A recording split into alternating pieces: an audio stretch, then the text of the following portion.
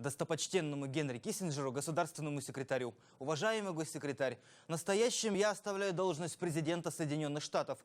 С уважением, Ричард Никсон, 9 августа 1974 года. Единственный случай в американской истории, когда президент был вынужден подать в отставку. Причем, в первую очередь, под давлением СМИ. Спустя 2 года после событий в отеле Уотергейт. Все это время, с момента избирательной кампании, когда людей, пока еще кандидата-республиканца Никсона, и поймали в штабе демократов в номере Уотергейта за установку жучков, и до заявления об отставке. Под предводительством репортеров «Вашингтон-Пост» Никсона едва ли не ежедневно уничтожали публикациями о президентской лжи. Но не Уотергейтом единым. Живая история противоборства президентов и СМИ. Все та же газета «Вашингтон-Пост». Дурной сон американских политиков. Президент Джимми Картер очень любил рыбалку. Во время одной из них к его лодке подплыл белый кролик. Испуганный президент принялся отбиваться от него веслом. «Вашингтон-Пост» вышла с заметкой на первой полосе: «Президент атакован кроликом». В результате заголовок стал всеобщим синонимом слабой политики Картера, отдавшего Панамский канал и провалившего операцию по спасению сотрудников посольства США, захваченных в заложники в Тегеране. Но откатимся чуть назад.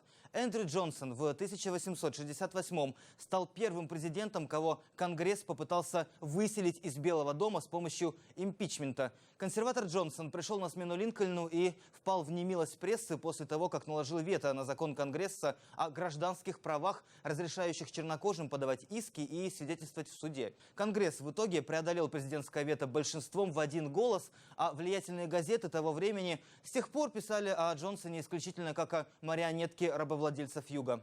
Герберту Гуверу тоже не повезло. В президенты его избрали аккурат накануне Великой депрессии. И вместе с падением Нью-Йоркской фондовой биржи в 1929-м рухнул и его политический рейтинг. Но все бы ничего, если бы не его связь с капиталистами. Все годы президентства газеты критиковали Гувера за то, что ему наплевать на простых людей, и в первую очередь бедняков.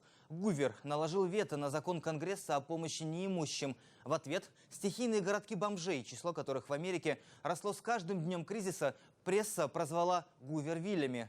Наконец, Уоррен Хардинг, президент, который сам не знает, чего хочет. Вот, например, одна из показательных карикатур на него. Президент одновременно и поддерживает вступление США в Лигу наций и выступает против. Оказавшись в Белом доме, Хардинг чаще играл в гольф, чем занимался государственными делами. А после президентства стараниями газет вскрылись и любовные истории, которым позавидовал бы и сам Билл Клинтон.